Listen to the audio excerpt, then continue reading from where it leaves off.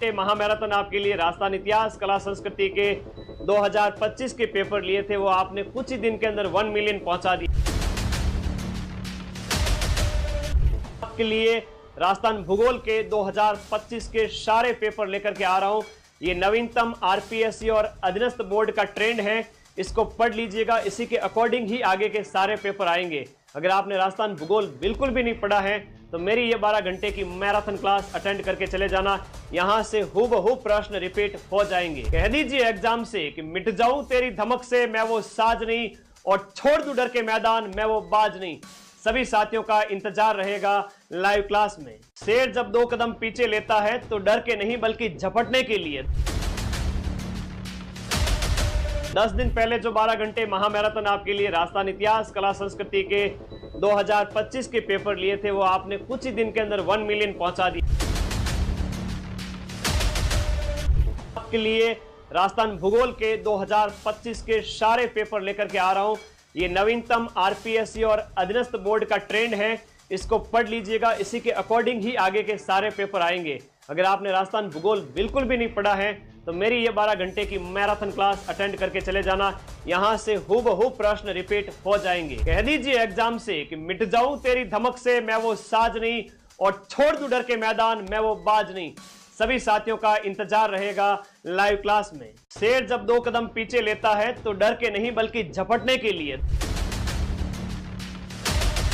10 दिन पहले जो 12 घंटे महामैराथन आपके लिए राजस्थान इतिहास कला संस्कृति के 2025 के पेपर लिए थे, वो आपने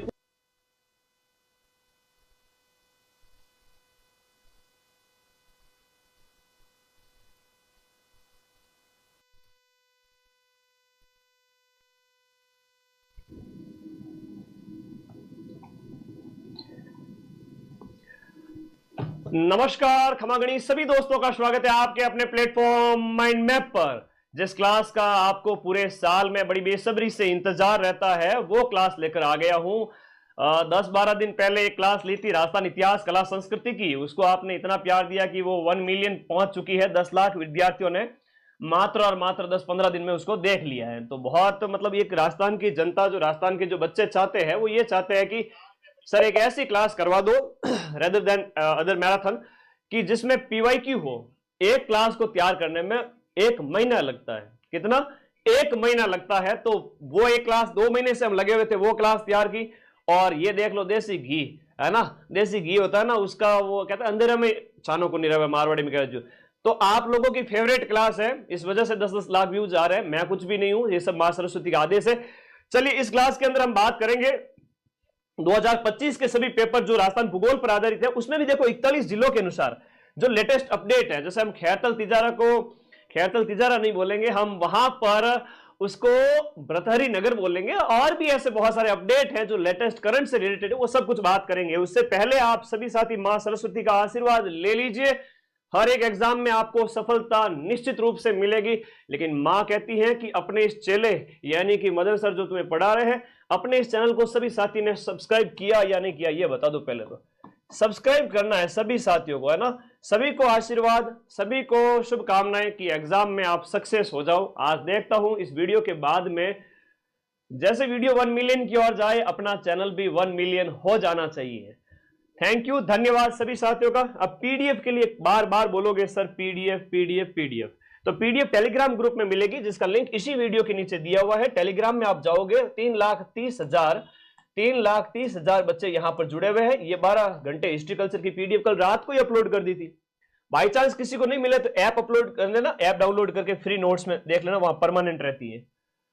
ये पेपर्स हैं जो आयोजित हुए 2025 में, जिसके ऊपर हम बात कर ही चुके हैं कि भाई राजस्थान इतिहास कला संस्कृति में आपने देखा ही था जो पेपर थे, उन्हीं में से हम अलग नए क्वेश्चंस और लेकर आए हैं, जिसमें आपके पीटीआई, पशुधन, जेईएन के पेपर हैं, आरएस प्री है, लाइब्रेरियन है, पशु परिचय, जेल प्रहरी, लास्ट सीईटी वाले करवाए नहीं थे तो वो भी ले आया, रीट के भी ले आया, रिसर्च ऑफिसर, ईओआरओ फर्स्ट ग्रेड। चलिए पहले प्रश्न की ओर चलते हैं बिना किसी देरी के। धन्यवाद, आ जाओ, जुड़ जाओ। ये क्लास देखो मेरे प्यारे बच्चों, एक चीज कहना चाहता हूं, अगर आपने भूगोल बिल्कुल भी नहीं पढ़ा है तो भी कोई बात नहीं, लेकिन इस क्लास को रट के चले जाना। आप इस पेपर को जब सॉल्व करोगे 12 घंटे लगातार, सुबह 11 से रात के 11 तक, एक 20% ऐसा एरिया है जहां से अपने एग्जाम के अंदर वो 80% क्वेश्चन आते हैं। 80% क्वेश्चन 20% एरिया से आते हैं। पोती पढ़ पढ़ जग मुआ, सिलेक्शन भयानक हो। पीवाईक्यू देख लो, तुरंत सिलेक्शन हो गई। कोई भी पेपर हो, 10 में से 7-8 सीधा सीधा इस क्लास से आ जाएंगे। क्या मतलब है, दुनिया भर की आप चीजें पढ़ते रहते हो, बहुत गहराई से पढ़ते रहते हो, माथाफोड़ी करते हो। हालांकि एक एक नंबर पे सिलेक्शन होता है, एक एक नंबर पे जो है बच्चा बाहर हो जाता है, तो वहां पूरे साल ऐप में आप नोट्स पढ़ते रहो और उसके बाद में ये क्लास देख लो। चलो अब हम बिल्कुल भी समय खराब नहीं करेंगे और 12 घंटे सुबह 11 से रात के 11 नॉन स्टॉप चलेंगे, ठीक है। तो मैं एक एक प्रश्न को डिटेल में कराऊंगा। आप सभी साथी आ चुके हैं, बहुत बढ़िया। इस क्वेश्चन का आंसर बताओ सभी साथी फटाफट। हाँ जी, इस क्वेश्चन का आंसर बता दो फटाफट। एक एक प्रश्न को बहुत सारा समय देंगे क्योंकि हमारे पास समय खूब है। ओके सर, आपका व्हाट्सएप नंबर क्लास के बीच में दूंगा, जब टाइम आएगा उस समय मेरे व्हाट्सएप भी दूंगा और किताब मंगाने वगैरह सबके नंबर दूंगा, टेलीकॉलर सबके। राजस्थान में पर्यटन को उद्योग का दर्जा कौन से साल में दिया गया था? 89 की बात है, मोहम्मद यूनुस समिति की सिफारिश पर। और पर्यटन को एज ए इंडस्ट्री दर्जा देने वाला राजस्थान है वो पूरे भारत का क्या बन गया था?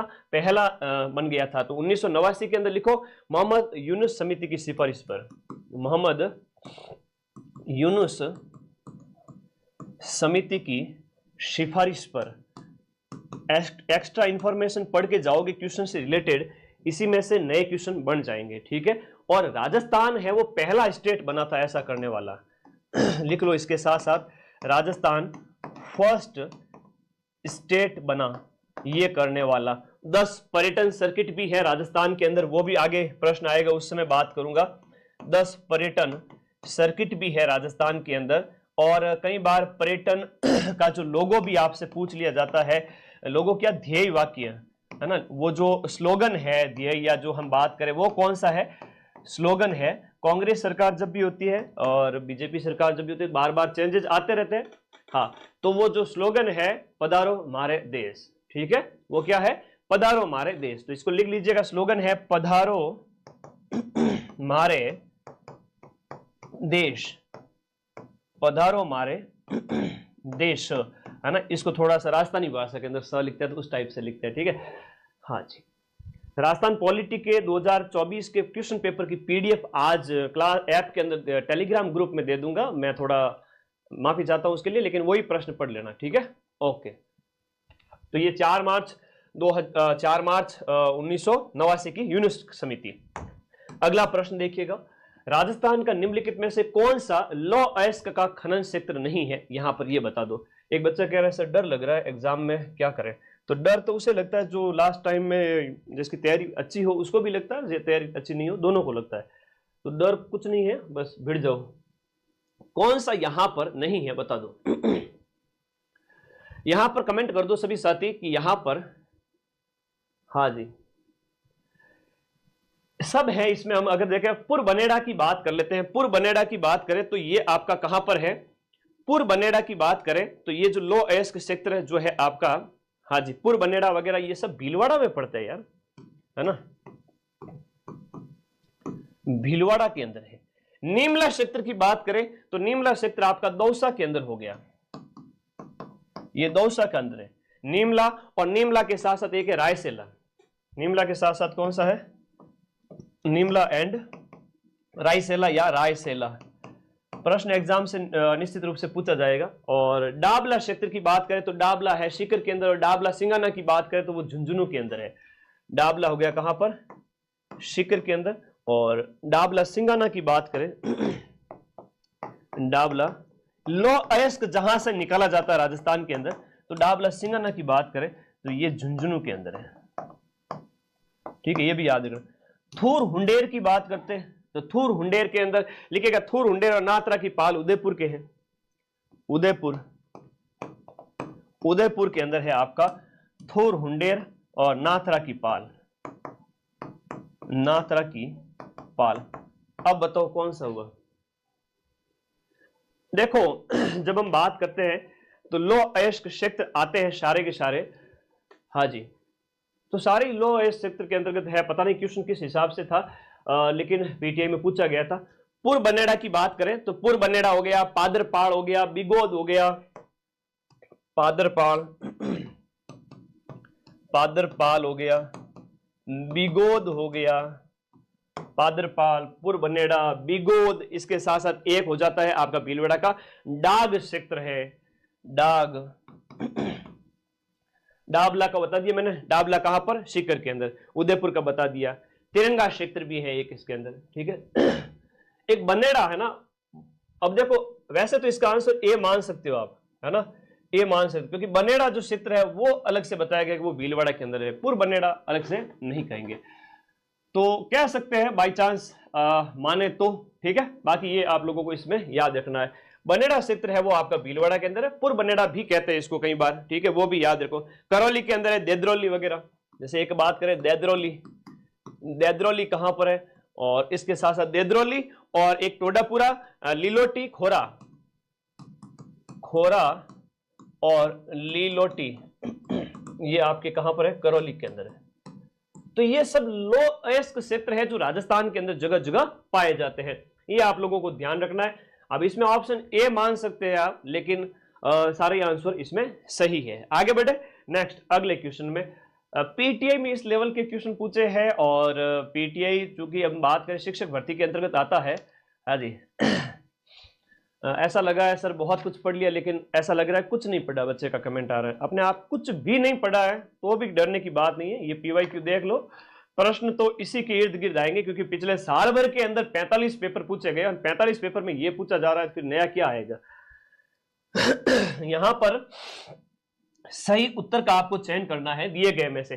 काला भूरा डूंगर जो कि पाली में स्थित है, लूणी बेसिन की पश्चिमी सीमा बनाता है, सालीसर और जसूसर और मलसीसर शेखावटी प्रदेश के अंदर स्थित है। बड़े प्यारे प्यारे प्रश्न है, सीधे सीधे प्रश्न अब नहीं आते, वो जमाना नहीं रहा कि सीधे सीधे प्रश्न आ जाए। यहां पर हम बात करें, हाँ जी, हनुमानगढ़ के निकट है वो घग्गर नदी का तल है वो आपका क्या कहलाता है, नाली कहलाता है, ये बताओ इसके अंतर्गत नाली कहलाता है। दिए गए में से आपका जो है सही कौन सा है। सबसे पहले इसकी बात करें, काला भूरा डूंगर की बात करें तो काला भूरा डूंगर है वो आपका लूणी बेसिन की जो है पश्चिमी सीमा बनाता है, ये वाला कथन बिल्कुल सही हो जाता है, और ये पाली के अंदर स्थित है। लूणी बेसिन, गोडवाड़ बेसिन जिसे कहते हैं, अर्ध शुष्क जो सेक्टर है राजस्थान का, अभी आगे बात करेंगे, उसका चौथा भाग है, 4 भाग है उत्तर से दक्षिण की ओर, उसका चौथा भाग है लूणी बेसिन, उसकी वेस्टर्न जो सीमा है वो आपका ये काला भूरा डूंगर हो जाता है। तो ये दिए गए ऑप्शन के अनुसार यहां पर ये कथन है वो गलत हो जाता है ना, ये पश्चिमी नहीं, ये गलत है ऑप्शन। ऑप्शन नंबर बी, सालीसर और जसूसर मलसीसर ये सब शेखावटी में स्थित है, ये भी बिल्कुल सही है। हनुमानगढ़ के निकट घग्गर का तल है वो आपका नाली कहलाता है, ये कथन सही है। तो इस प्रकार से ऑप्शन ए इसके अंदर राइट है। और अभी एक पेपर हुआ था उसमें प्रश्न पूछा गया था हनुमानगढ़ का ही, वो अभी आगे घग्गर नदी आएगी उस समय बात करेंगे। घग्गर नदी का जो तल है वो नाली कहलाता है। घग्गर नदी है वो आपके कहां पर जाकर के लुप्त हो जाती है, ये अभी प्रश्न पूछा गया था। बताओ कमेंट बॉक्स में कि घग्गर नदी कहां जाकर के लुप्त हो जाती है, फटाफट कमेंट बॉक्स में बताओ। तो ये पश्चिमी सीमा नहीं हो गया, ये क्या हो गया यहां पर, ये पूर्वी सीमा हो गया। इसका राइट आंसर पूर्वी सीमा है ना। और ये आपके हम बात करें काला लूणी बेसिन की बात करें तो ये इस प्रकार से जो है ना 4 बेसिन की हम बात करते हैं, तो आपका इधर शेखावाटी वाला हो गया, एंड सबसे पहले घग्गर हो गया, अर्ध शुष्क जो राजस्थानी प्रदेश है, और सबसे पहला है वो आपका घग्गर प्रदेश हो गया, फिर आपका शेखावाटी वाला हो गया, और उसके बाद में आपका नागौरी उच्च भूमि है, उसके बाद में आपका लूणी बेसिन या गोडवाड़ बेसिन इसे कहते हैं, लूणी या गोडवाड़। तो ये इस प्रकार से इसकी बात कर रहे हैं। यहां पर जो है आपका काला भूरा डूंगर यहां पर है, काला भूरा डूंगर जो इसकी कौन सी सीमा बनाएगा, इस तरफ वाली, यानी कि पूर्वी सीमा बनाएगा। ठीक है, क्लियर है। तो ये आंसर आपका बिल्कुल सही है। यहां हमने बात की थी राजस्थान के शुष्क प्रदेश की, ये है राजस्थान के शुष्क अर्ध शुष्क प्रदेश। शुष्क तो उधर हो जाएगा पूरा वेस्टर्न राजस्थान, ये अर्ध शुष्क प्रदेश जो राजस्थान का है उसके 4 भाग हैं, अर्ध शुष्क प्रदेश के 4 भाग। आगे बढ़िएगा नेक्स्ट क्वेश्चन में। निम्नलिखित में से राजस्थान का आपका कौन सा जिला है वो अवनालिका अपर्दन। अवनालिका अपर्दन को हम कह सकते हैं आपका इंग्लिश में बोले तो रेवाइंस, हिंदी में बोले तो इसको बीहड़ कह सकते हैं, बीहड़ कह दो, रेवाइंस कह दो, अवनालिका कह दो, एक ही बात है। जब नदी चलती है राजस्थान की, वो नदी जो नहीं, फोर्ट अब्बास पाकिस्तान नहीं है, बटनेर का मैदान है जहां पर लूणी नदी लुप्त हो जाती है। चलो लिखवा देता हूं, बटनेर के मैदान में ये अभी पूछा गया था फर्स्ट ग्रेड के अंदर। बटनेर के मैदान में लूणी नदी लुप्त हो जाती है, लूणी नदी लुप्त हो जाती है।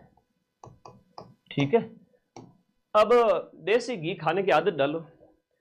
डालडा मार्केट का दूसरा घी खाओगे तो फिर पेट तो खराब हो गई होगा। एग्जाम में यही क्वेश्चन आएंगे। ठीक है, आगे देखें तो कौन सा जिला अवनाली का अपर्दन, अवनाली का अपर्दन जो सबसे ज्यादा प्रभावित है, जिसे उस वजह से एक और उपनाम से जाना जाता है, डांग की रानी भी उसे कहते हैं। क्या कहते हैं? करौली। करौली को क्या कहते हैं? डांग की रानी। और अवनाली का सबसे ज्यादा अपर्दन करने वाली जो नदी है ना, वो चंबल नदी है। कौन सी नदी है? चंबल नदी द्वारा। तो राजस्थान में वो नदी जो अपने बीहड़ के लिए जानी जाती है, बीहड़ के लिए विख्यात है, उस नदी का नाम बता दो सभी साथी। हाँ जी, फटाफट कमेंट बॉक्स में उस नदी का नाम बता दो। तो कैसे कहते हैं? अब जो चंबल नदी है वो राजस्थान के कितने जिलों से होकर के बहती है, ये भी कमेंट बॉक्स में बताओ। चंबल नदी की हम बात करें तो चंबल नदी राजस्थान के, हाँ जी, चंबल नदी है वो राजस्थान के कितने जिलों से होकर बहती है, उन जिलों की बात करेंगे। देखो जब मैं क्लास में चलूंगा ना तो बहुत सारे मैप भी पढ़ाने वाला हूँ, बहुत सारी चीजें आप लोगों को कराने वाला हूँ। सब्र रखना, और जो बच्चा सब्र रख के चलेगा उसी को ही सारा कंटेंट मिलेगा, ऐसे है ना, इंपॉर्टेंट चीज है ये। आ जाओ, चंबल नदी राजस्थान के 6 जिलों से, बहुत बढ़िया। चंबल नदी की हम बात करें तो राजस्थान के कौन कौन से 6 जिले हैं जहां से चंबल नदी बहती है, तो यहां हम इनकी बात करेंगे। टोटल 6 जिले जो राजस्थान के जहां से चंबल नदी बहती है। सबसे पहले देखिएगा राजस्थान के 6 जिलों से गुजरती है। इसमें आपका हो गया चित्तौड़गढ़ से प्रवेश होता है, चित्तौड़गढ़। सबसे पहले चित्तौड़गढ़ लिख करके इसके आगे लिखेंगे प्रवेश, कि भाई चित्तौड़गढ़ से ये प्रवेश करती है। और जब मैं आप लोगों को ये पढ़ा ही रहा हूं तो राजस्थान का मैप तो बनता ही बनता है, और राजस्थान का मैप है वो न्यू वाला। देखो मैं इसलिए मेहनत करता हूं कि बाद में तुम्हारे ये काम आएगी चीजें, अगले 1 साल तक नए पेपर आएंगे, और 1 साल क्या, जब तक पढ़ोगे तब तक काम आएगा, है ना। तो चंबल से प्रवेश, चंबल नदी है वो आपके चित्तौड़गढ़ से प्रवेश करती है, ऐसे है ना। ये रहा यहां पर चित्तौड़गढ़, तो चित्तौड़गढ़ से प्रवेश करती है। और उसके बाद में अन्य जिलों की हम बात करें तो आपका हो गया चित्तौड़गढ़। उसके बाद लिखिएगा आपका कोटा, बूंदी, सवाई माधोपुर लिखिएगा, कोटा हो गया, बूंदी हो गया, सवाई माधोपुर, करौली, आगे करौली हो गया। नेक्स्ट आगे जाओगे तो कौन सा आएगा? करौली। करौली के आगे धौलपुर। तो इस तरह से कोटा हो गया, बूंदी हो गया, सवाई माधोपुर, करौली और धौलपुर, यहां से होकर के चली जाती है। करौली में चूंकि ये जमीन को ज्यादा काटती है तो डांग की रानी हो गई है, ठीक है, करौली। और इसके बाद लास्ट में सबसे पूर्वी जिला राजस्थान का वो है आपका धौलपुर। तो इस प्रकार से बीहड़ बनाने के लिए जो सबसे ज्यादा विख्यात है, जो सबसे ज्यादा कुख्यात है, चंबल के डाकू वहां रहते थे। और चंबल के डाकुओं में से पान सिंह तोमर को पूछा गया, अरे बताओ डाकू कहाँ रहते हैं? कि डाकू तो संसद में रहते हैं, हम तो डाकू थोड़ी। तो वो थोड़ा आप लोगों को याद रखना, आजादी से पहले ये डाकुओं का घर हुआ करता था, अब तो नहीं है, ठीक है, ये भी याद रखो। तो नाली नुमा कटाव किया जाता है इसके अंदर, सर्वाधिक अपरदन है इससे, कोटा संभाग के अंदर होता है। लिखिएगा कोटा संभाग करके लिखना, कोटा संभाग में सर्वाधिक जो है अवनाली का अपरदन होता है। इसमें सर्वाधिक अवनाली का अपरदन, सबसे ज्यादा अवनाली का अपरदन आपसे कोई जिला पूछे तो करोगे करौली। पीवाईक्यू का कितना चांस होता है रिपीट होने का, मनोज पूछ रहा है, 80% से ज्यादा, ठीक है। और व्याख्या पूरी पढ़ ली ना तो 80 से 90%, और सिर्फ आंसर टिक के करके चले गए तो भी सीधा सा राइट हो जाएगा आपके। क्या करें, खेल समझ में आ गया तो सिलेक्शन है, वरना 5 साल किया, 7 साल किया, कितनी तैयारी करते रहो, वरना 1 साल के अंदर सीधी नौकरी लगेगी। कोटा संभाग है जहां पर सबसे ज्यादा अवनाली का अपरदन होता है। जिला कौन सा है? करौली, जहां सबसे ज्यादा अवनाली का अपरदन। अवनाली का अपरदन करने के लिए कौन सी नदी विख्यात है, कुख्यात है? तो चंबल नदी है, और इसको रेवाइंस भी बोलते हैं। अब सब चीजें मैंने बता दी है, ठीक है। अब आगे आ जाओ, नेक्स्ट। मजा तो खूब आएगा जब डिटेल व्याख्या के साथ में पढ़ूंगा ना तब, क्योंकि 12 घंटे में बोर्ड पे सारी चीजें लिखने में, वो देखिए हिस्ट्री कल्चर वाली पीडीएफ, मजा आया ना। वैसा का वैसा पूरा डिटेल में लिखूंगा। मेरे सभी भाई बहनों, आप चैनल को सब्सक्राइब करके रखते हो, एक साल में 6-6 लाख बच्चे और 1 मिलियन होने जा रहे हैं। कॉन्ग्रेचुलेशन, इतना प्यार दोगे तो मैं तो भाई दिन रात एक करूंगा तुम्हारे लिए। हाँ, वर्तमान में डाकू नहीं है बेटा। आगे देखें, माउंट आबू की बात करें तो यहाँ पर पर्वतीय क्षेत्र है, एक तरफ पर्वतीय क्षेत्र है और एक तरफ इनके शिखर है।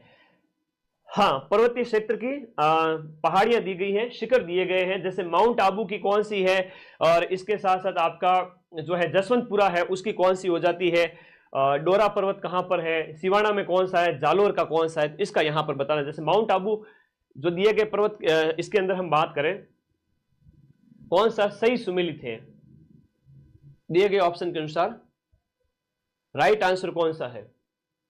जालोर में झारोला है, सिवाना में नाकोड़ा है, जसवंतपुरा में डोरा पर्वत है। तो दिए गए ऑप्शन 1 2 3 4 है, ए इज द राइट आंसर। देखो, माउंट आबू, ऋषिकेश, जसवंतपुरा, डोरा। डोरा पर्वत कई बार पूछा जाता है कि भाई डोरा पर्वत कहां है, ये सीधा सा प्रश्न एग्जाम में आ जाता है। डोरा पर्वत है आपके जालोर के अंदर। तो अब मैं आपको वो प्रश्न बता रहा हूं जो सीधे सीधे पेपर में छपते हैं, इसके अलावा कुछ पढ़ने की जरूरत ही नहीं। अब भाई पढ़ना तो पूरे साल है, लेकिन फिर भी मजा आ जाए। शिवाना है वो आपके बालोतरा जिले के अंदर है। वर्तमान में आप याद करोगे साथियों, ये बालोतरा जिले में है ना, बालोतरा जिले के अंदर है। फिर जालोर के अंदर झारोला पर्वत शिखर है, ठीक है। तो इस प्रकार से ए ऑप्शन इसके अंदर राइट है। और अरावली की चोटियों के संबंध में कोई बच्चा अगर कंफ्यूज हो रहा है तो इस क्लास के अंदर ये सारी चोटियां मैं आप लोगों को करवा दूंगा। 2011 की जनगणना के अनुसार निम्न में से कौन से जिला समूह के अंदर जो आपकी विमेन जो आपकी लिटरेसी रेट है वो आपके 40% से कम है। 40, अच्छा पूरी लाइब्रेरी, हरीश कह रहा है, हरीश वैष्णव, पूरी लाइब्रेरी में 100 बच्चे हैं, सब आपकी क्लास लेके बैठे हैं। भाई इतना प्यार, इतनी खुशी, हार्ट अटैक आ जाएगा मेरे को। Thank you all of you, love you all of you. आप बहुत प्यारे हैं जो इस क्लास की इंपॉर्टेंस समझते हैं, और बहुत अच्छा लगता है कई बार आप वीडियो बना के भेजते हो कि लाइब्रेरी में बच्चे ऐसे पढ़ते हैं। महिला साक्षरता 40% है। यहां पर अगर हम दिए गए ऑप्शन के अनुसार सही अगर बात करें तो जैसलमेर, जालोर और सिरोही, जैसलमेर, जालोर और सिरोही जनसंख्या का एक प्रश्न फिक्स है। 10 प्रश्न अगर आपके आएंगे तो 10 प्रश्न में से 1 से 2 जनसंख्या के, 1 से 2 भौतिक प्रदेश के, एक नदी का, उद्योग धंधों का, खनिज का, सीधे सीधे प्रश्न है, और वो है जो पीवाईक्यू है उसमें से। अब यहां पर हम बात करें सर्वाधिक महिला साक्षरता, न्यूनतम महिला साक्षरता, दो बात क्लियर करेंगे, ऐसे आगे नहीं बढ़ेंगे। टिक करना होता तो ये प्रश्न में 1 घंटे में करवा दूं सारे। सर्वाधिक और न्यूनतम किसकी बात कर रहा हूं? महिला साक्षरता की बात कर रहा हूं। रट लेना, आगामी सब इंस्पेक्टर तक में पूछे जाएंगे, ध्यान रख लेना। सर्वाधिक महिला साक्षरता की बात करें, कोटा, जयपुर, झुंझुनू है। कोटा है, फिर उसके बाद में आपका जयपुर है, उसके बाद में आपका झुंझुनू है। कोटा, जयपुर, झुंझुनू, उसके बाद गंगानगर और सीकर है। अब इनकी साक्षरता रेट भी लिखूंगा, गंगानगर है और उसके बाद में आपका कौन सा हो गया, सीकर है। तो ये ध्यान रखना। और न्यूनतम के अंदर पहले इनका लिटरेसी रेट लिख देते कि भाई महिलाएं सबसे ज्यादा पढ़ी लिखी कहां है, कि कोटा के अंदर है। तो चलो इनको देख लेते हैं एक बार। हाँ, पीडीएफ में आएगा बिल्कुल, है ना, पढ़ लो थोड़ा, क्या पता क्लास लाइव रहने लगे, थोड़ा सा लाइव अटेंड करना सारे साथी। कोटा के अंदर है 65.9, 65.9% है। बार बार प्रतिशत नहीं लिखूंगा मैं, ठीक है। 64 है, 61 है, चलो पर से पॉइंट में नहीं है लिख देते हैं। और उसके बाद गंगानगर की अगर बात करें तो ये 59 है, गंगानगर के अंदर है आपके 59.7% है। और उसके बाद सीकर की बात करें तो 58.2% है। कितनी है? 58.2% है। अब आ जाते हैं न्यूनतम की ओर। न्यूनतम जो लिटरेसी रेट है राजस्थान के अंदर कौन से जिले में महिलाओं की साक्षरता, वो है आपकी जालोर के अंदर है। बहुत प्यारा क्वेश्चन है, पहला याद करिएगा। और ये है आपकी जालोर के अंदर। जालोर के अंदर न्यूनतम महिला साक्षरता 38% है, केवल 38% महिलाएं पढ़ी हुई है, ठीक है। 38.5 इसे कहेंगे आप, 38.5%। पहले जिलों का क्रम लिख देता हूं, जालोर के बाद में सिरोही, जैसलमेर, बाड़मेर, प्रतापगढ़। सिरोही, जैसलमेर, बाड़मेर,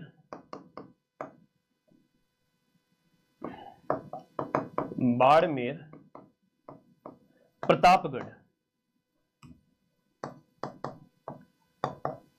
अब सबकी लिटरेसी रेट लिख लेते हैं आगे कि भाई यहां पर जालोर की लिटरेसी रेट आपसे सीधा सीधा प्रश्न एग्जाम आएगा, तुम्हारा ही सिलेक्शन क्यों हो एग्जाम के अंदर। तुम्हारा ही सिलेक्शन क्यों हो, दूसरे का नहीं हो और तुम्हारा हो, गुरुजी मेरा सिलेक्शन करा दो। तुम्हें ये चीज भी आनी चाहिए साथ में, अगर ये आ रही है तो तुम्हारा सिलेक्शन है, वरना तो 99.99% बच्चे तो यूं सीधे ही पढ़ते हैं।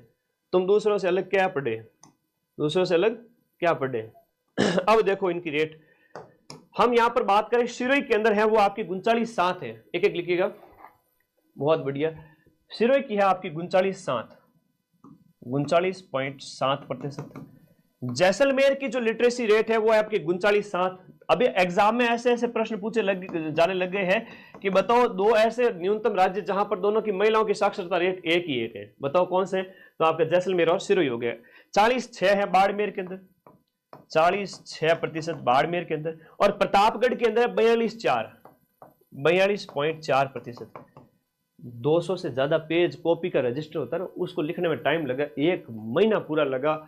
टीम ने बहुत सहयोग किया, मैं नाम लेना चाहूंगा मेरे स्टूडेंट्स प्राची, महिपाल, इन बच्चों ने बहुत मेहनत की और नौकरी लग गए। वैसे तो सिलेक्ट साथ साथ में पढ़ते पढ़ते वो लोग, और बहुत ब्रिलियंट है, टैलेंटेड है, और मेरे साथ कंधे से कंधा मिला के मेरी हेल्प कर रहे हैं मेरे बच्चे, मेरे छोटे भाई बहन। तो बहुत अच्छा लगता है, ऐसे ऐसे टीम जुड़ी हुई मेरे साथ, तो दिन रात एक करके काम करते हैं। ये उन्होंने बड़ी मेहनत की मेरे साथ में, तो उस वजह से ये क्लासेज आपके देखो, मैं इतना टाइम दे नहीं पाता। मैं जैसा इनपुट कहता हूँ मुझे पूरा चाहिए, एक एक चीज उनको गाइड करता रहता हूँ, एक एक चीज की खबर लेता हूँ, तब जाके ये कंटेंट बनता है। तो सर्वाधिक जो महिला साक्षरता है वो आपका कोटा के अंदर है, और न्यूनतम महिला साक्षरता है वो आपके जालोर के अंदर है। टॉप 5 स्टेट जिले बता दिए, जैसलमेर, जालोर, सिरोही। जैसलमेर, जालोर और सिरोही ये ऑप्शन के अंदर दिए हुए थे, और बाड़मेर और प्रतापगढ़ था नहीं। बाड़मेर, प्रतापगढ़, सिरोही, बाड़मेर प्रतापगढ़ तो बाद में है, जब से सबसे कम पूछा गया था तो जैसलमेर, जालोर, सिरोही होगा, जैसलमेर होगा, जालोर होगा, सिरोही होगा, सबसे कम पूछा गया था। प्रश्न इस तरह से सॉल्व करना। आगे आ जाओ। निम्नलिखित उद्योगों और उनकी अवस्थिति में कौन सा एक सुमेलित नहीं है। उद्योगों और उनकी अवस्थिति में, हाँ, राजस्थान की महिलाओं के बारे में पूछा, साक्षरता बताऊं, चलो ठीक है, महिला राजस्थान की साक्षरता भी बता देता हूं, लिख लो एक बार।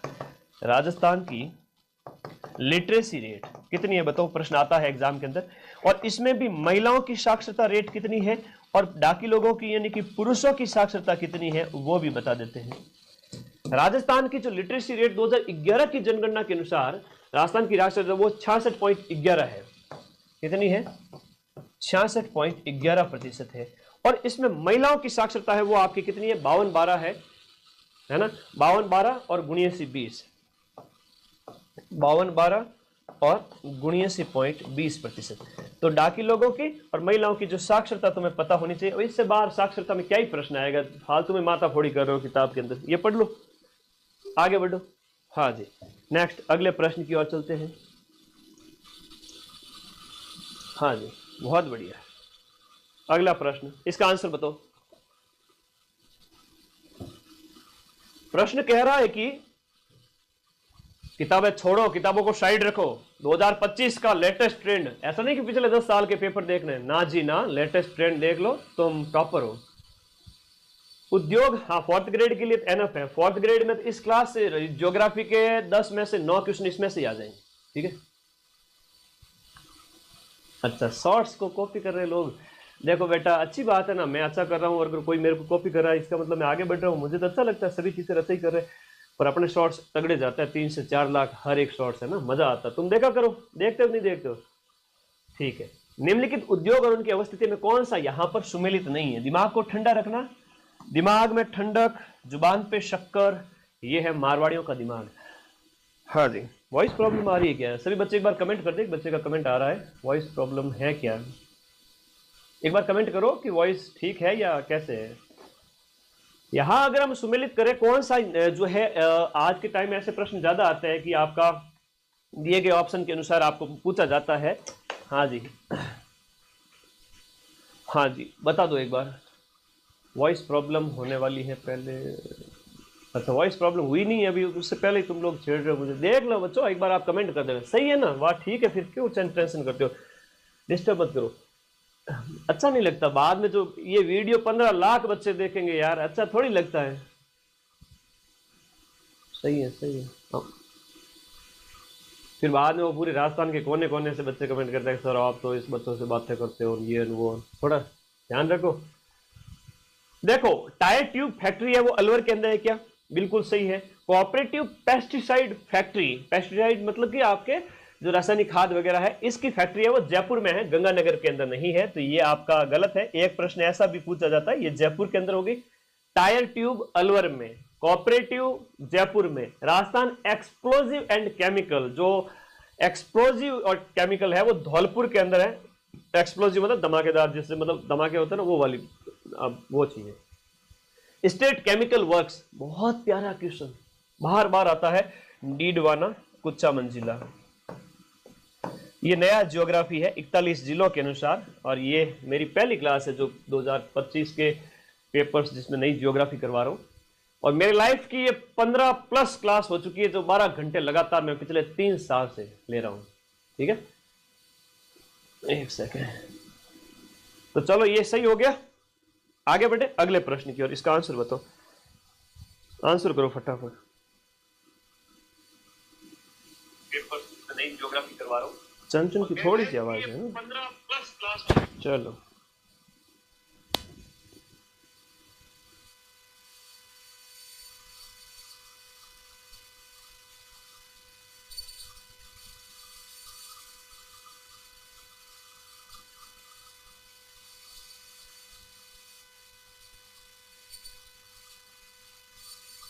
कौन सी परियोजना कहाँ स्थित है उसके संबंध में प्रश्न आपसे पूछा गया है। दिए गए प्रश्न के अनुसार हम बात करें, दिए गए प्रश्न में अगर छापी परियोजना की बात करें तो वो आपकी झालावाड़ के अंदर है, और उसके बाद आपकी विलास परियोजना की बात करें तो ये बारा के अंदर है। अडवाणा बांध जो है सिंचाई परियोजना, ये आपकी भीलवाड़ा से संबंधित हो जाती है। सावन भादो, सावन और भादवे के महीने में पानी ज्यादा बरसता है तो गुरुजी परकोटा बना दो, कोटा कोटा परकोटा, सावन भादो, ये ऑप्शन यहां पर बिल्कुल सही हो जाता है। ठीक है, इस ऑप्शन के अनुसार ये बिल्कुल सही हो जाता है। इसके बाद अगर आगे देखें तो कुछ परियोजनाएं हैं जो कोटा की हैं, हम कोटा की कुछ परियोजनाओं की बात करेंगे। सीधा सीधा प्रश्न आज के टाइम में परियोजनाओं का सीधा प्रश्न पूछ लिया जाता है, और किस प्रकार से प्रश्न पूछा जाता है कि बताओ कौन सी कोटा के अंदर स्थित है, तो एक एक नाम लिखेंगे कोटा के अंदर। सबसे पहले लिखो, कोटा के अंदर नौनेरा है, हरिश्चंद्र है, गोपालपुरा है।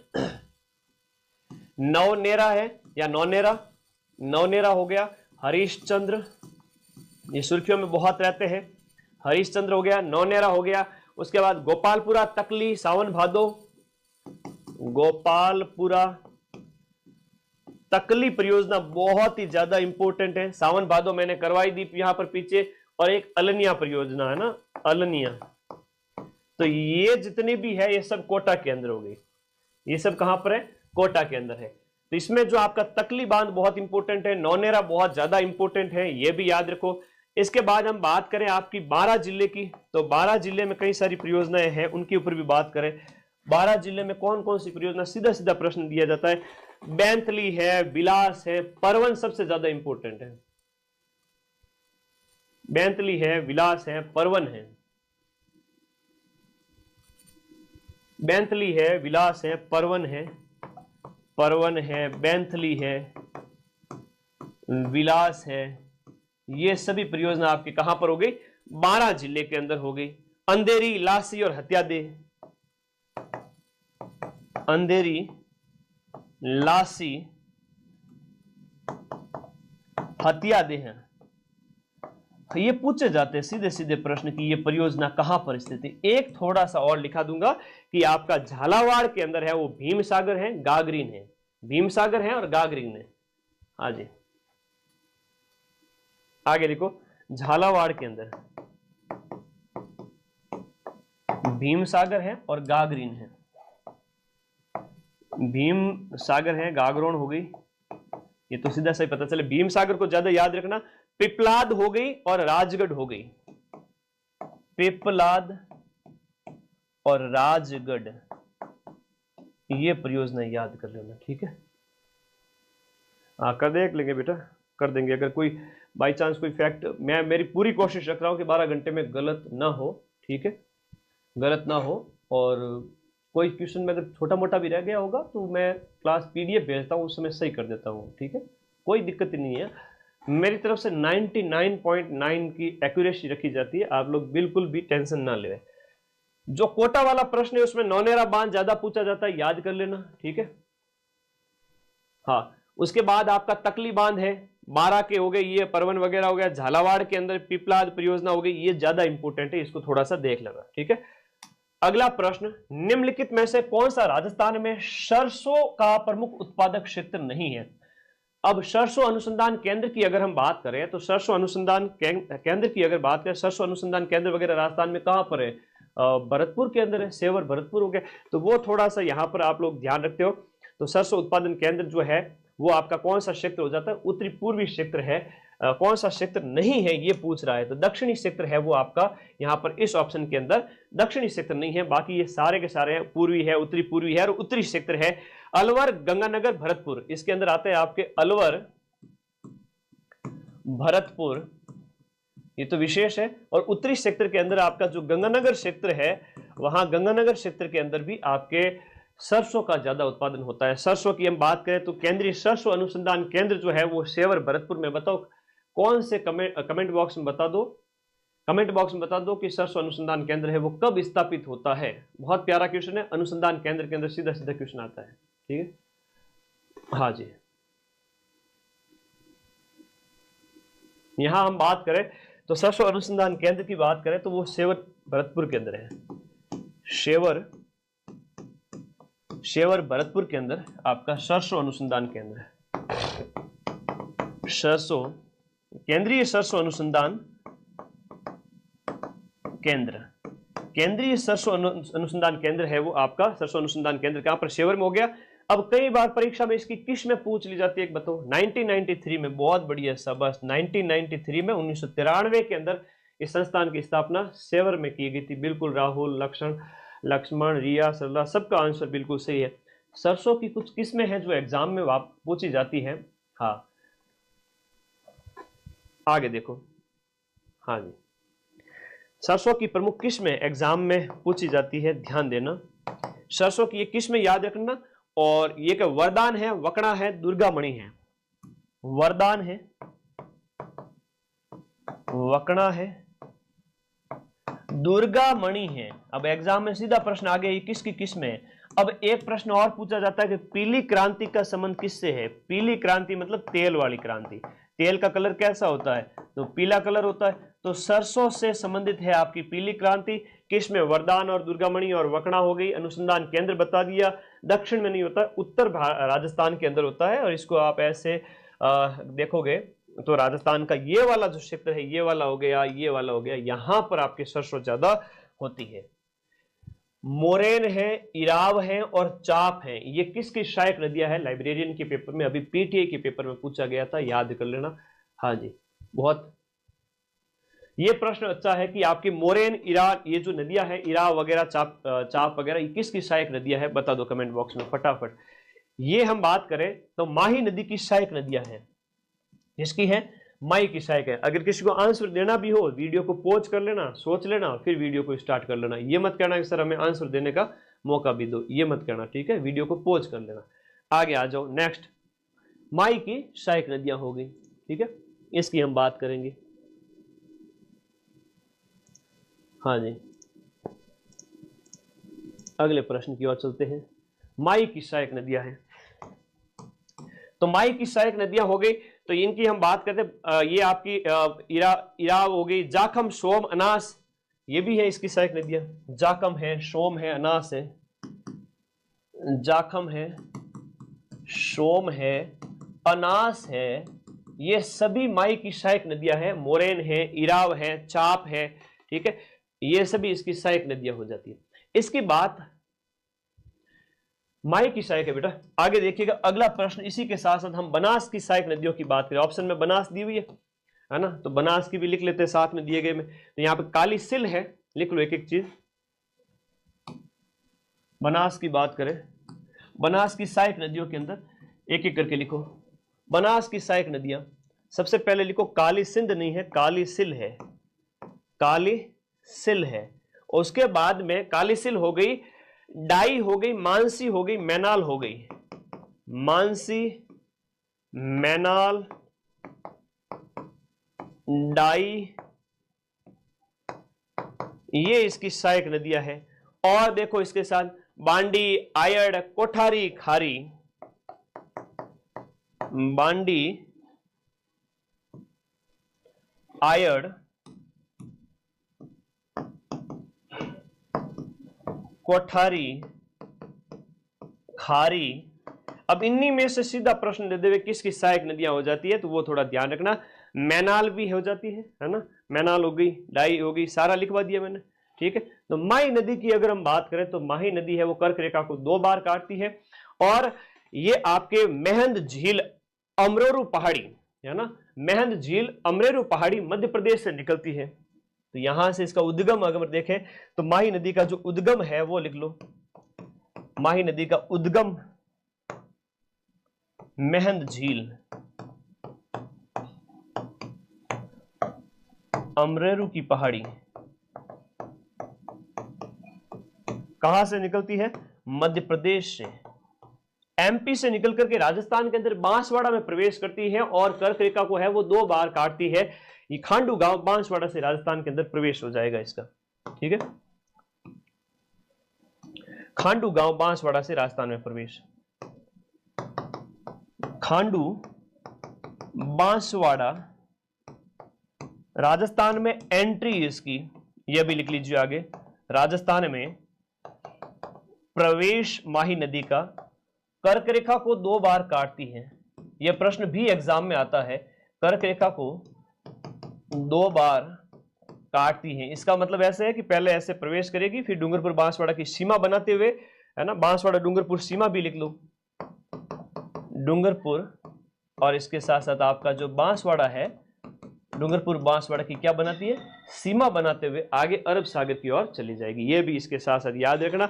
और इसकी सोम और जाखम के साथ नवा टापरा, है ना, आपको वहां त्रिवेणी संगम भी है, बैणेश्वर में इसका संगम भी है। सोम, माही और जाखम तीनों, सोम, माही और जाखम, तो सोम तो इधर से आ गई, जाखम इधर से आ गई प्रतापगढ़ से, तो ये मिलकर के बैणेश्वर में एक संगम बनता है इनका तीनों का, बैणेश्वर संगम बनता है। और इस संगम पर आप सभी को पता है कि आदिवासियों का तीर्थ, जो आदिवासियों का कुंभ मेला लगता है, वो आपका यहाँ पर आयोजित होता है ना। और ये नदियां जो हो गई, एक तो आपकी सोम हो गई और दूसरी हो गई जाखम। तो सोम और जाखम, और ये हो गई आपकी माही। तो इनका जो समागम है वो आपके बैणेश्वर डूंगरपुर के अंदर, ठीक है, बैणेश्वर धाम डूंगरपुर, संत माओ जी की तपोस्थली, और खांडू गांव से राजस्थान में प्रवेश है। बातें तो बहुत है, बतानी पड़ती है, नहीं बताए और सीधा आगे बढ़ जाए तो फिर मामला गड़बड़ है। कड़ाना बांध भी इसके ऊपर बना हुआ है और खंबात की खाड़ी में फिर ये जाकर गिर जाती है, ठीक है। इसी के ऊपर लिखो कड़ाना बांध बना हुआ है गुजरात में, कड़ाना बांध बना हुआ है इसके ऊपर, और ये खंबात की खाड़ी में जाकर गिरती है, खंबात की खाड़ी में जाकर, खंबात की खाड़ी अरब सागर में जाकर के गिरने वाली नदी है। तो ये आपने थोड़ा माई नदी के बारे में सारी इंफॉर्मेशन पढ़ी थी, कहां से प्रवेश है, बनास की सहायक कौन सी है, माई की अन्य सहायक नदियां बता दी। और ये पूरा एक मैप बनाने में टाइम लगता है ना। और एक चीज और बड़ी बात कि इतना करने में टाइम लगता है, और ये सब चीजें आपके सामने है। और ऐसी पीडीएफ जब तुम्हारे पास होगी, तुम्हें और अच्छा लगे, तुम्हें लगे कि मुझे और भी चीजें लिखनी है, तो तुम इसमें और चीजें ऐड है। नेक्स्ट आपका लवणीय मिट्टी है, उन किन जिलों में पाई जाती है। और वैसे इसकी लवणीयता की अगर हम बात करें तो बहुत ज्यादा सिंचाई की वजह से हम बात करें, लवण वाला जो पश्चिमी राजस्थान हो गया, उत्तरी राजस्थान हो गया, वहां पर ये सारी चीजें, ठीक है। हाँ, कागदी पिकअप वाला आगे प्रश्न आएगा तब वहां पर बताऊंगा। खूब सारे प्रश्न है माई के संबंध में, इसलिए माई की सारी इंफॉर्मेशन एक जगह नहीं बता सकते, समझा करो। हाँ, खूब सारे प्रश्न आएंगे आगे, फिर टिक करके आगे बढ़ना पड़ेगा। तो कुछ बातें यहां बता दी, कुछ आगे बता दूंगा, कागदी पिकअप को आगे बता दूंगा। लवणीय मिट्टी जहां पर नमकीन है जी, लवणीय मिट्टी की हम बात कर रहे हैं।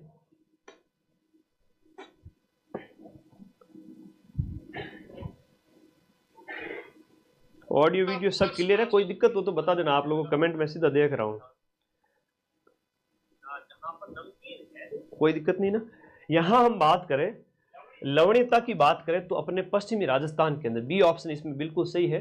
और लवणीय मिट्टी के कई सारे उपनाम, सारे के सारे इसके क्या हो जाते हैं, उपनाम है। अब आपसे एग्जाम में पूछे रे मिट्टी कौन सी है, तो रे का मतलब ये आपका ये, हाँ जी, ओके, बहुत बढ़िया। चलो, क्लास रुक गई, आवाज कट रही है, अभी सही करते हैं। हेलो,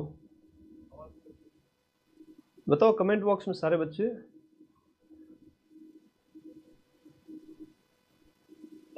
एवरीथिंग इज ओके, होता है तो देखो, इंटरनेट है बेटा, है ना, इंटरनेट है। आगे चलते रहो, सही है बेटा, सही है, थोड़ा सब्र, पेशेंस। पेपर कैसे दोगे फिर, पेशेंस रखना सीखो। अब हम बात करें कि पश्चिमी राजस्थान में आपकी जो है ये इस मिट्टी की हम बात करें तो अधिक सिंचाई के कारण आपका आईजीएनपी की वजह से गंगानगर हनुमानगढ़ वाला जो क्षेत्र है ना, अधिक सिंचाई की वजह से ये हमें देखने को मिलता है। अधिक सिंचाई के कारण, अधिक सिंचाई के कारण आपका ये जो गंगानगर हो गया, फिर उसके बाद में आपका बीकानगर, गंगानगर हो गया, उसके बाद आपका बीकानेर हो गया, उसके बाद जैसलमेर वगैरह, ये जितने भी जिले हैं यहाँ पर आपको इस प्रकार से देखने को मिला है राजस्थान के अंदर इन मिट्टियों के संबंध में कि भाई ये खारापन है वो देखने को मिलता है। अधिक सिंचाई के कारण है वो आपका शेम की समस्या भी देखने को मिलती है। कौन सी समस्या, शेम समस्या भी देखने को मिलती है। अब अगला प्रश्न देखिएगा, नेक्स्ट, इस प्रश्न का आंसर करो। हाँ जी, बहुत ही बढ़िया, शाबाश।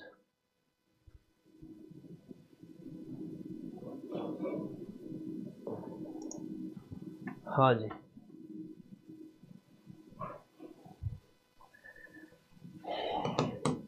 कोपेन का जलवायु वर्गीकरण एग्जाम में बार बार पूछ लिया जाता है। कोपेन के जलवायु वर्गीकरण के अनुसार, कोपेन के जलवायु वर्गीकरण के अनुसार आपका जिलों का युग्म है वो आपका कौन सा है जो उष्ण आर्द्र प्रदेश में शामिल, उष्ण आर्द्र प्रदेश के अंदर शामिल होने वाला कौन सा है। दिए गए पहले कोपेन का हम जलवायु वर्गीकरण अगर एग्जैक्ट देखें, और वैसे हमारे पास मैप एग्जैक्ट यूज करेंगे, हम लकीरों वाला मैप यूज नहीं करते। हाँ जी, एग्जैक्ट मैप है अपने पास में। यहां हम देखेंगे कोपेन का जलवायु वर्गीकरण। सबसे पहले देखिएगा कोपेन का जलवायु BWHW, पश्चिमी राजस्थान है तो यहां पर BWHW, फिर दूसरा है BSHW, उसके बाद CWG। ये जो प्रदेश है ना मैदान वाला, मैदान के लिए शब्द यूज हुआ है CWG, और ये जो क्षेत्र है पूरा हाड़ौती वाला और ये वागड़ वाला, वहां AW शब्द यूज हुआ है। कौन सा वाला यूज हुआ है, AW। तो इस प्रकार हम बात करें तो आर्द्र प्रदेश जहां पर आर्द्रता ज्यादा है वो वागड़ प्रदेश है, बांसवाड़ा, डूंगरपुर। ये आपका वागड़ जो प्रदेश है, वागड़ प्रदेश ये तो शुष्क है, ये अर्ध शुष्क है। हम भौतिक प्रदेशों के अंदर देखते हैं शुष्क है, अर्ध शुष्क है, ये मैदानी क्षेत्र है, और ये आपका AW वाला हो गया। ठीक है, तो इस प्रकार से इसको याद रखना है। शुष्क हो गया, शुष्क मरुद्भिद वनस्पति यहां पाई जाती है, शुष्क लिख लो, शुष्क, या हम इसे कहते हैं मरुद्भिद वनस्पति, मरुद्भिद वनस्पति। दूसरा वाला जो है इस क्षेत्र को कहेंगे अर्ध शुष्क, ये है आपका अर्ध शुष्क। कोपेन के अनुसार ये अर्ध शुष्क क्षेत्र है, और इसे कहेंगे यहां पर जो है अर्ध शुष्क क्षेत्र के अंदर जो स्टेपी जन्म है ना, छोटी घास वगैरह ये ज्यादा विशेष है, स्टेपी वनस्पति, स्टेपी वनस्पति। फिर आता है आपका मैदानी क्षेत्र CWG, उपोष्ण आर्द्र, ठीक है, मानसूनी जल, विशेष रूप से यहां ये आपकी होगी उपोष्ण आर्द्र, थोड़ी गर्मी भी है और आर्द्रता भी है, उपोष्ण आर्द्र और मानसूनी, और ये है आपकी आर्द्र जलवायु। कोपेन के अनुसार ये वाला हो गया आपका कौन सा, आर्द्र जलवायु। और आर्द्र जलवायु की हम बात करें, यहां सवाना वनस्पति पाई जाती है। कैसी वनस्पति, सवाना तुल्य वनस्पति पाई जाती है, ये भी इसके साथ साथ ऐड करो। यहां जो आपका मानसूनी पतझड़ वन पाए जाते हैं, शुष्क मानसूनी पतझड़ वन, शुष्क मानसूनी पतझड़ वन। तो 4 प्रदेश है, चारों की वनस्पति बता दी, अब इससे ज्यादा तो क्या ही चाहिए, है ना। तो बांसवाड़ा डूंगरपुर वाला जो क्षेत्र है दक्षिणी राजस्थान है वो पूरा ही आर्द्र है। आर्द्र मतलब बहुत ज्यादा नमी है, बारिश बहुत ज्यादा होती है। यहाँ पर अरावली सीधी है, यहाँ पर पैरेलल है मानसूनी हवाओं के, तो मानसूनी हवाएं सीधी एक 3 शाखा होती है मानसून की। एक है आपकी उत्तर भारत की ओर जाती है, एक मध्य भारत में आती है और एक पश्चिमी घाट से टकराती है, ठीक है। तो इस वजह से जो पहली शाखा जो पंजाब और आपके हिमाचल तक जाती है, वहां वो शाखा अरावली के समानांतर आगे चली जाती है। इधर से जो आती है जो हवाएं है, वो अरावली की वजह से इस तरफ बारिश कर देती है। तो हम इसको तो देख ही सकते हैं, ठीक है। हनुमानगढ़ BWHW होगा, बिल्कुल सही कह रहे हो, BSHW में होगा हनुमानगढ़ वगैरह। ये एग्जैक्ट तो अब जिलों के अनुसार मैं एक और मैप अपलोड कर दूंगा, वो भी देख लेना, कोई दिक्कत नहीं। अगला बड़ा प्यारा प्रश्न है, कमेंट में देखो, यहां पर तुम लोग आंसर बताओ मुझे एक बार। प्रश्न ये कह रहा है कि निम्न में से किस क्षेत्र में आपके मुल्तानी मिट्टी नहीं पाई जाती है? कौन सा खनन क्षेत्र है वो आपका मुल्तानी मिट्टी से संबंधित नहीं है? मुल्तानी मिट्टी मतलब जैसे मेट का है ना, मेट है। पहले के टाइम में दादी जी को पूछना, सेकंड ग्रेड बेटा सारे बैच अवेलेबल है, माइंड मैप ऐप तो डाउनलोड करो तुम। हम यहां पर बात करें, कपूड़ी है, मोकासर है, पलाना है, केसर देसर है, ये जितने भी सर लगे हुए वो सारे के सारे सर है वो आपके बीकानेर के अंदर है, जितने भी है वो बीकानेर के अंदर है। तो दिए गए ऑप्शन के अनुसार यहां पर बात हो रही है कि आपके कौन सा इससे संबंधित है। तो दिए गए ऑप्शन के अनुसार आपका जो है मोकासर है वो मुल्तानी मिट्टी का खनन क्षेत्र नहीं है, मोकासर। हम बात करें आपके पलाना की बात करें तो बीकानेर के अंदर है। पलाना आपका कहां पर हो गया, जो है यहां पर वो लिख लेता हूं पहले, ये तो बीकानेर में है और मुल्तानी मिट्टी का क्षेत्र हो जाता है। कपूड़ी और केसर देसर की बात करें, जो कपूड़ी और आपका भाईका है ये बाड़मेर के अंदर है, कपूड़ी वगैरह, कपूड़ी और ये बाड़मेर के अंदर है। और एक हम बात करें यहां पर ये केसर देसर, देसर जितने भी है वो आपके बीकानेर के अंदर है, ठीक है। तो रामगढ़ है वो आपका जैसलमेर के अंदर है, रामगढ़ है वो आपका जैसलमेर के अंदर हो गया, जैसलमेर के अंदर रामगढ़ हो गया। इग्यार, देशवाल और छापर, इग्यार, देशवाल और छापर ये आपके नागौर के अंदर हो गए। मुल्तानी मिट्टी के क्षेत्रों की बात हो रही है। इसके अलावा अन्य की बात करें तो आपके बीकानेर के अंदर मुल्तानी मिट्टी में फर्स्ट है वो बाड़मेर है, ठीक है। मुल्तानी मिट्टी में पहले नंबर पे बाड़मेर आता है। मुल्तानी मिट्टी जो अधात्विक खनिज है, धातु नहीं है, मुल्तानी मिट्टी में जो फर्स्ट है वो आपका बाड़मेर है, फर्स्ट है वो आपका बाड़मेर है। सेकंड नंबर पर अगर बात करें तो कोई जिला है वो अपना बीकानेर है, बीकाना सेकंड नंबर पर है, बाड़मेर फर्स्ट है मुल्तानी मिट्टी के मामले में। यह भी साथ साथ में याद करके रखना, बड़ी प्यारी चीजें हैं। बीकानेर में फायर क्ले, बॉल क्ले और China clay, fire clay, China clay, ball clay, धातु और अधातु दो प्रकार के खनिजों में हम इसको डिवाइड करें तो ये अधात्विक खनिजों के अंतर्गत आएंगे बीकानेर के अंदर। तो मैंने क्षेत्र बता दी। यहां पर आपका एक प्रकार से मुल्तानी मिट्टी का आगे सिंपल से क्वेश्चन आए वो आप ध्यान रखना। लैब असिस्टेंट के बारे में बताया, अरे बेटा लैब असिस्टेंट पिछली बार भी होम साइंस, ज्योग्राफी साइंस पे वैकेंसी आई थी ना, इस बार भी आएंगी। अगर तुम किसी गफलत में हो तो फिर मामला गड़बड़ है, पढ़ लो। और मैं लाइव में रिप्लाई अभी नहीं दे सकता, समझा करो। बीकानेर पलाना हो गया, मोकासर इसका नहीं है, केसर देसर ये भी बीकानेर के अंदर हो गया, ठीक है। जितने भी सर है वो बीकानेर के अंदर है। कपूरडी वाइका ये बाड़मेर के अंदर हो गए, और उधर नागौर के अंदर इग्यार, छापर, देशवाल हो गया, रामगढ़ ये हो गया आपके जैसलमेर में। पहले नंबर पे अपना बाड़मेर आता है। 2011 की जनगणना के अनुसार, 2011 की सेंसस के अनुसार राजस्थान के किन जिलों में सबसे कम आपका ग्रामीण, न्यूनतम ग्रामीण और न्यूनतम ही नगरीय सेक्स रेशियो दर्ज किया गया है? लिंगानुपात, बाल लिंगानुपात की बात नहीं हो रही है। महिलाओं पर 1000 पुरुषों पर 1000 महिलाओं, 1000 पुरुषों पर महिलाओं की संख्या कितनी है, ये उसे लिंगानुपात कहते हैं। वो लिंगानुपात यहां पर पूछा गया है आप सभी से। तो कह रहा है कि न्यूनतम ग्रामीण और न्यूनतम नगरीय, ये आपसे पूछ रहा है, न्यूनतम ग्रामीण और न्यूनतम नगरीय। तो हम यहां पर थोड़ा सा इसको लिख लेते हैं, तब तक आप आंसर दो कमेंट बॉक्स में। हम यहां पर बात करें तो ये जो है लिंगानुपात राजस्थान का है वो कितना है, 928 है, 928 है वो लिंगानुपात है। और ये बात हो रही है धौलपुर और जैसलमेर की। किसकी बात हो रही है? धौलपुर और जैसलमेर की। तो धौलपुर की बात हो रही है, तो धौलपुर के अंदर जो सबसे कम ग्रामीण लिंगानुपात है धौलपुर के अंदर, और जैसलमेर में सबसे कम नगरीय लिंगानुपात है। ज्यादा की बात नहीं हो रही, कम की बात है, दोनों आपके शहरों में और नगर में। चलो इसकी बात हुई है तो थोड़ा आगे बढ़ लेते हैं। तो ग्रामीण कितना है और शहरी कितना है, थोड़ा सा हम बात कर लेते हैं आगे। थोड़ा सा मैप के अंदर थोड़ा माइंड मैप बना लेते हैं आप लोगों के लिए। लिंगानुपात सबसे पहले हम देखेंगे, ग्रामीण और शहरी, न्यूनतम सर्वाधिक। ठीक है, तो यहां पर सबसे पहले देखेंगे आपका ग्रामीण और एक देखेंगे आपका शहरी। लिंगानुपात की बात हो रही है। ठीक है, दोनों ही बात इसी के अंतर्गत। तो ग्रामीण लिंगानुपात के अंदर एक तो आपका सर्वाधिक और एक आपका न्यूनतम। शहरी लिंगानुपात में भी ऐसे ही देखेंगे। ग्रामीण 933 है और वो 914 है। ठीक है, ये है 933, है ना। वैसे लिंगानुपात की बात की मैंने, 928 क्या है लिंगानुपात, लेकिन ये क्या है 933 ग्रामीण लिंगानुपात है, और शहरी लिंगानुपात की बात करें तो ये 914 है। पुरुषों पर महिलाओं की संख्या 914 है शहरों के अंदर, और गांवों के अंदर पूछे तो 933 है। ओवरऑल पूछे तो कितना है 928 है। कंफ्यूज हो जाओगे तो मामला गड़बड़ है। चीजों को अलग करना सीखो, मन लगाओ पढ़ाई के अंदर। यहां हम बात करें ग्रामीण लिंगानुपात की,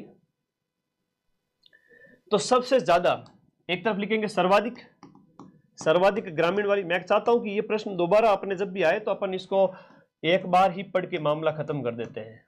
लिंगानुपात एक बहुत इंपॉर्टेंट है। लिटरेसी रेट मैंने करवा दी महिलाओं की, लिंगानुपात करवा रहा हूं। अब बार बार यही प्रश्न आते हैं जनसंख्या में से। तो सर्वाधिक जो ग्रामीण लिंगानुपात है वो आपका कहां पर है, पाली के अंदर है। पाली, राजसमंद, डूंगरपुर है। पाली है, राजसमंद है, और उसके बाद में आपका डूंगरपुर है।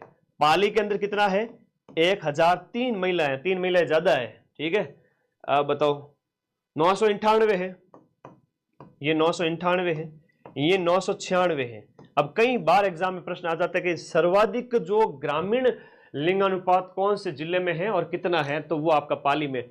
न्यूनतम जो महिला लिंगानुपात की बात हो रही है, या महिलाओं की कम 1000 पुरुषों की संख्या, या कहें कि सर्वाधिक ग्रामीण लिंगानुपात कौन से जिले में, धौलपुर, करौली, और इसके साथ तीसरा जिला जैसलमेर।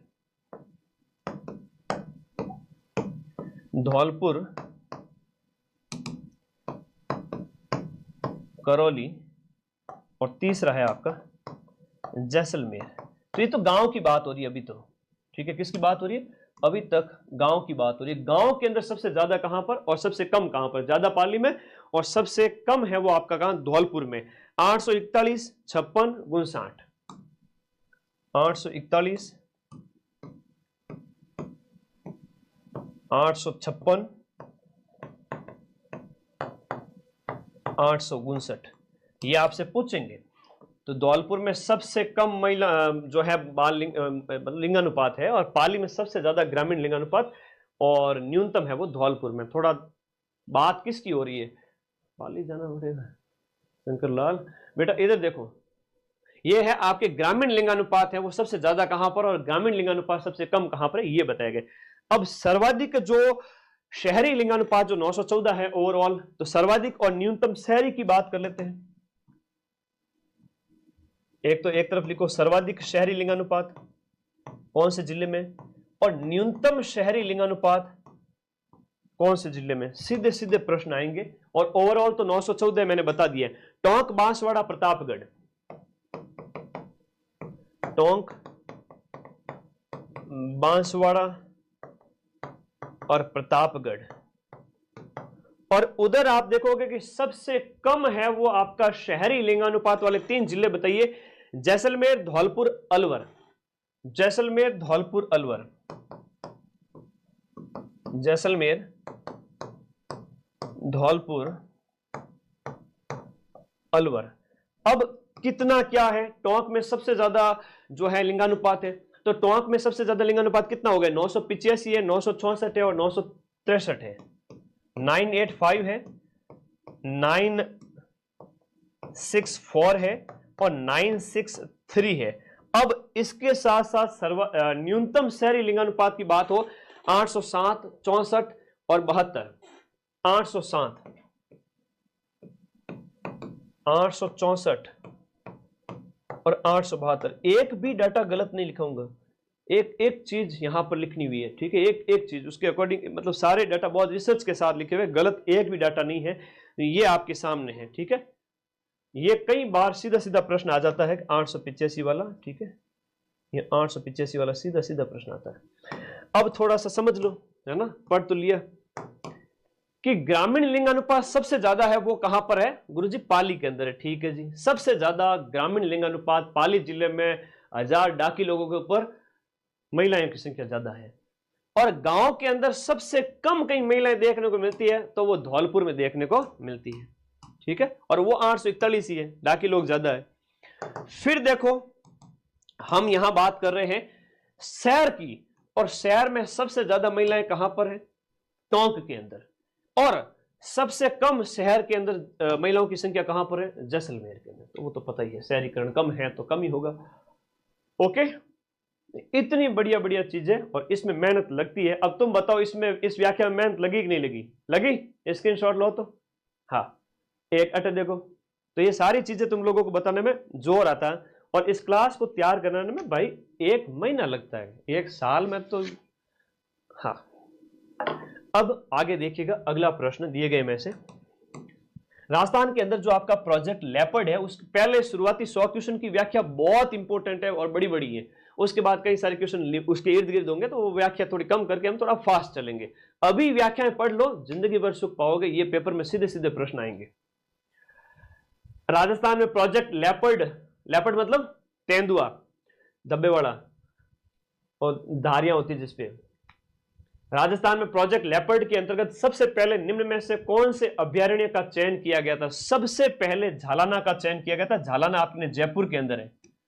जयपुर देश का एक ऐसा शहर है एकमात्र जहां पर इसके अंदर देखो 3 तो इसमें जो है लेपर्ड सफारी है, 3 लेपर्ड सफारी है, और इसके साथ साथ यहां पर लायन सफारी भी है, ठीक है, लायन सफारी भी है। अब यहां बात करें तो एक तो आपका झालाना हो गया, आमागढ़ हो गया, ठीक है, ये भी यहां पर स्थित है। जो है आमागढ़ सेकंड थी, झालाना फर्स्ट है। इसके बाद लिख लीजिए कि सेकंड जो थी वो थी आमागढ़, आमागढ़ सेकंड थी। ओके, हाँ जी, तो ये इस प्रकार से आप लोगों को याद रखना है। तीसरी है वो माइलाबाग, है ना, माइलाबाग।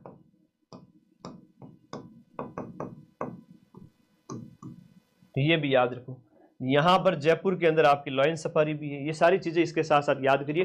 राजस्थान के वो जिले, डूंगरपुर, राजसमंद, हाँ राजसमंद, फिर नौ, ठीक है, ओके, आगे आ जाइए आप। तो राजस्थान के वो जिले जहां पर लेपर्ड सफारी वाले जिलों की बात कर लेते हैं। लेपर्ड सफारी जिले जहां पर लेपर्ड सफारी है, हाँ प्रस्तावित भी है, और उसके अंतर्गत वो लिखिएगा लेपर्ड सफारी वाले जिले। हाँ जी, एक एक लिखिएगा। जयसमंद, शेरगढ़, जयसमंद है जो वर्तमान में सलूम्बर जिले के अंतर्गत है 41 जिलों के अनुसार। जयसमंद हो गया जो कि आपके सलूम्बर के अंदर है। फिर आपका शेरगढ़ है, शेरगढ़ जो कि आपके शेर बाहर रखो गुरुजी शेर को, तो शेरगढ़ आपके 12 जिले के अंतर्गत है। और इसके साथ साथ आपका हो गया सीता माता, प्रतापगढ़ में भी है, तो ये कुछ है इसका भी याद रखिए। सीता माता है वो आपके कहां पर है? प्रतापगढ़ के अंदर है। और ये झालाना, हम इसकी बात करें तो देश का पहला था ना, झालाना की बात करें देश का फर्स्ट, देश का पहला जो लेपर्ड प्रोजेक्ट है वो यही था, ठीक है, देश का पहला लेपर्ड प्रोजेक्ट भी यही था। सीधा सा प्रश्न आता है एग्जाम के अंदर, इधर उधर भटकना ही नहीं है। देश का पहला लेपर्ड प्रोजेक्ट जो आपके झालाना में था। आमागढ़ और माइलाबाग ये सब याद रखिएगा, ठीक है, ओके। बाकी कुछ होता है तो वो करंट में अपडेट करवा ही देते हैं हम आपको। निम्नलिखित विशेषताओं के आधार पर जो आपके वन क्षेत्र की पहचान करना है कि ये राजस्थान में लगभग 52 वर्ग किलोमीटर क्षेत्र में पाए जाते हैं और यहाँ की वार्षिक वर्षा है वो आपके 150 सेंटीमीटर होती है। एक साल के अंदर जो बारिश देखा जाए तो औसतन 150 सेंटीमीटर है, 52 वर्ग किलोमीटर में फैला हुआ है और ये 1070 से लेकर के लगभग 1450 मीटर की ऊंचाई पर पाए जाते हैं। थोड़ा थोड़ा दिमाग में आ रहा होगा कि ये मिश्रित है, सालर है, ढाक है या उपोष्ण कटिबंधीय सदाबहार है। तो बिल्कुल सही सोच रहे हो, उपोष्ण कटिबंधीय सदाबहार। जो ज्यादा ऊंचाई पे होंगे यानी कि बारिश वारिश ज्यादा जहां होती है वहां सदाबहार वन देखने को मिलते हैं। उपोष्ण कटिबंधीय सदाबहार वन है वो ऊंचाई में आपको आबू सेक्टर वगैरह में वहां देखने को मिलते हैं। तो ये इसका राइट आंसर हो गया। अब थोड़ा सा उपोष्ण कटिबंधीय सदाबहार वनों की ये विशेषता थी, इनकी बात हो रही थी। हम इतनी आसानी से आगे नहीं बढ़ेंगे, एक एक चीज को आपको बताएंगे कि भाई राजस्थान के अंदर जो वन क्षेत्र है उनके अंतर्गत आप थोड़ा सा वर्गीकरण करके देखें तो एक है उष्ण, जो है आपका उष्ण कटिबंधीय मरुद्भिद वन है, वो 6% एरिया पे पाए जाते हैं। लिखिएगा मरुद्भिद वन, कंटीले वन। मैं सारे वर्गीकरण कर देता हूं, मजा आएगा तुम लोगों को। उष्ण कटिबंधीय जिन्हें हम मरुद्भिद वनस्पति, ज़ेरोफाइट भी कहते हैं, मरुद्भिद भी कहते हैं। ज़ेरोफाइट किसे कहते हैं, ये प्रश्न एग्जाम में आ चुका है। ज़ेरोफाइट यानी कि जो आपके रेगिस्तानी क्षेत्र के अंदर कंटीली झाड़ियां हैं उनकी बात कर रहे हैं। ये 6% एरिया पे पाए जाते हैं। कितने परसेंट पर? 6% पे पाए जाते हैं। ठीक है, उष्ण कटिबंधीय है जहां औसत वार्षिक वर्षा है वो आपके 30 सेंटीमीटर से लगभग होती है। वर्षा इसकी लगभग होती है आपकी 30 सेंटीमीटर तक औसत वर्षा की बात हो रही है।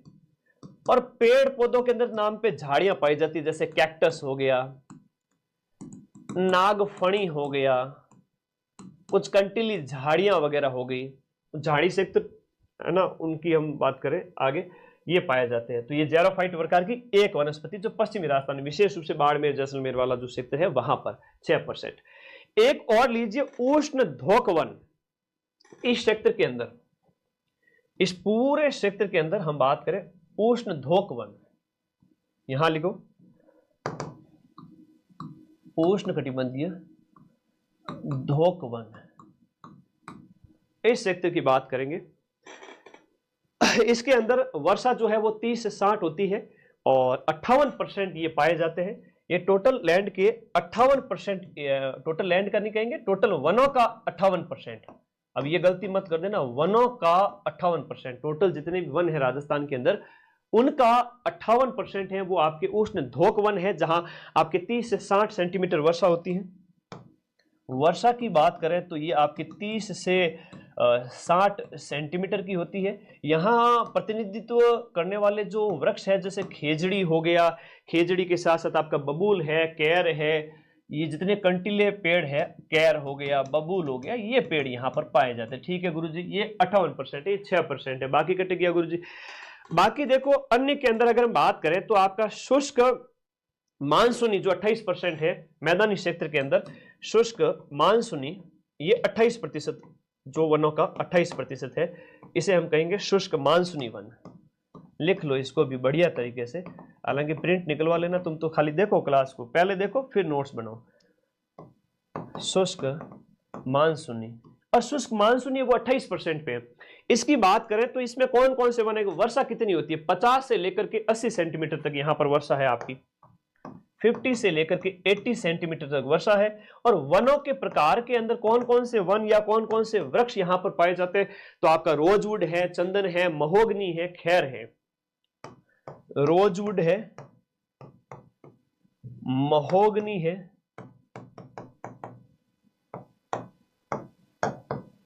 चंदन है और खैर के पेड़ है। खैर से जो कत्था तैयार किया जाता है, आगे परीक्षा में बार बार पूछा जाता है कि कत्था किससे तैयार किया जाता है, खैर से तैयार किया जाता है, इंपोर्टेंट है, याद रखो। उष्ण जो आपके सागवान पेड़ है वो 7%, ये जो क्षेत्र है आपका AW प्रकार की जलवायु के अंदर, ये 7% एरिया पे पाया जाता है आपके उष्ण सागवान वन,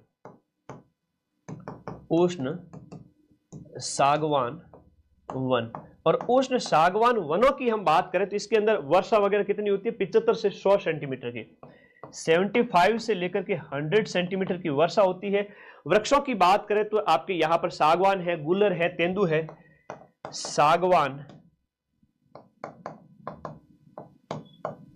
गूलर है, तेंदू के पेड़ है, बीड़ी जिससे तैयार की जाती तेंदू पत्ते से, तो ये इसके अंतर्गत आ गए।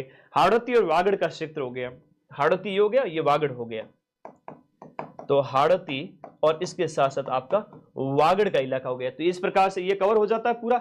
और उपोष्ण कटिबंधीय हमने एक आपका उपोष्ण कटिबंधीय सदाबहार वन है जो कि 1% जमीन पे पाया 1% वनों के अंतर्गत पाया जाएगा, जो विशेष रूप से सदाबहार वन है आपके सिरोही वाले क्षेत्र के अंदर।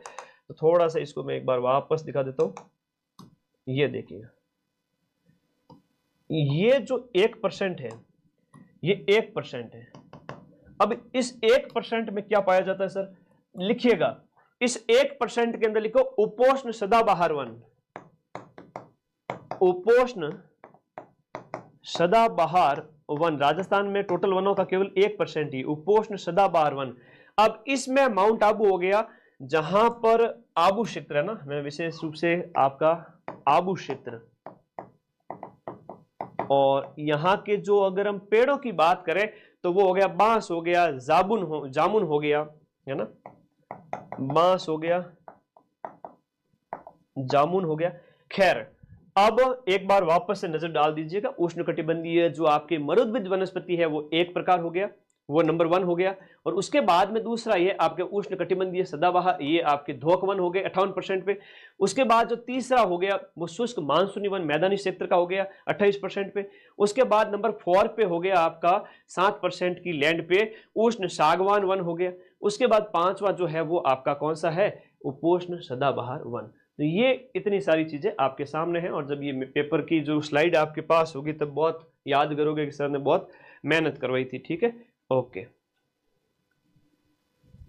ठीक है, ओके, आगे बढ़ते हैं।